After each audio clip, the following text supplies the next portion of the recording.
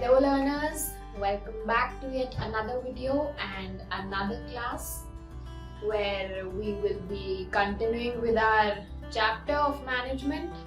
And in the last video we have read about what is management, definition of management, in which you learned that it's a process that you have to aim it with a certain goal, target, and that too effectively and efficiently. So that was all about management's definition. Now we'll be moving towards its characteristics.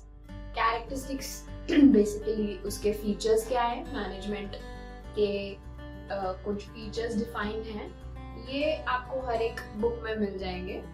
If you go through the books, you will get to know about it.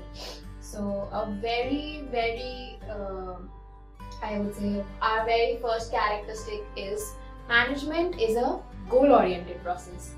Now कोई भी business हो, कुछ भी अगर event हो, anything, तो अब एक businessman है वो without किसी भी goal या target के तो business नहीं करेगा. अब businessman अगर business कर रहा है, so his very first target would be to survive in the market, then to earn certain amount of profit, and जब वो कुछ certain amount of profit कमा लेगा, so उसका next target maybe would be the growth, उसकी growth company की या whatever the business he is involved in. So that is what his goal will be. So इसीलिए इसको कहा जाएगा कि management जो है एक goal oriented process है. मतलब अगर कोई भी end goal नहीं है, end target नहीं है, तो management कैसे work करेगा?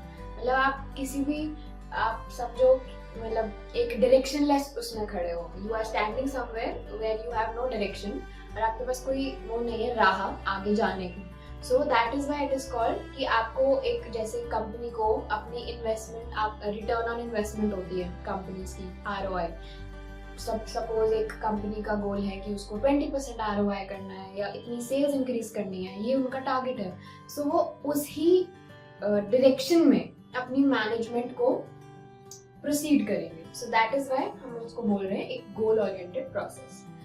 I hope this is clear to you. Then moving on to the next, that management is a group activity.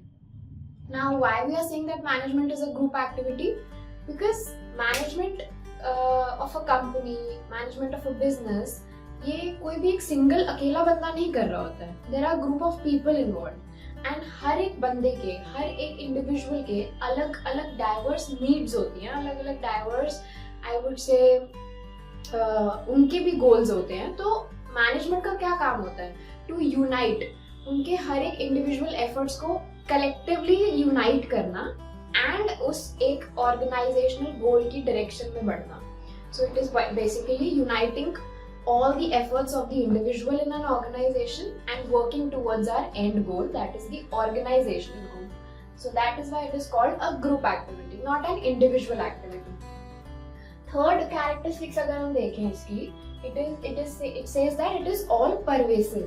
Now pervasive का मतलब क्या है? इसका मतलब होता है universal. Pervasive means universal. That means management कहीं भी it is pervasive, it is present at all levels in all organizations, be it small or large. चाहे एक छोटी सी छोटी कंपनी हो या एक बड़ी से बड़ी कंपनी हो, मैनेजमेंट इज नेसेसरी. हर एक लेवल पे, हर एक डिपार्टमेंट में, हर एक कंपनी में. Be it a profit organisation, non profit organisation, एक हॉस्पिटल हो, एक NGO हो, एक टीम ही क्यों ना हो, management is there and is required. Without management no one is working. ठीक है. सो that all comes under pervasive, universal की बात होगी. Now is management is multi-dimensional. अब मैनेजमेंट की ना 3 डायमेंशन होती हैं, which is management of work, management of people and management of operations.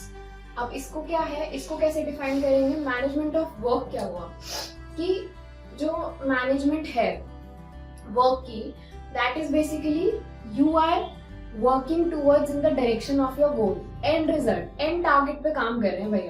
हम किसी भी चीज के लिए अगर एक कंपनी भी है, एक कंपनी चल रही है, एक बिजनेसमैन एक अपना बिजनेस कर रहा है, या एक शॉप ओनर है, एक छोटा शॉप ओनर है, तो सब क्या कर रहे हैं, they are working towards their end goal, towards their target, towards their M.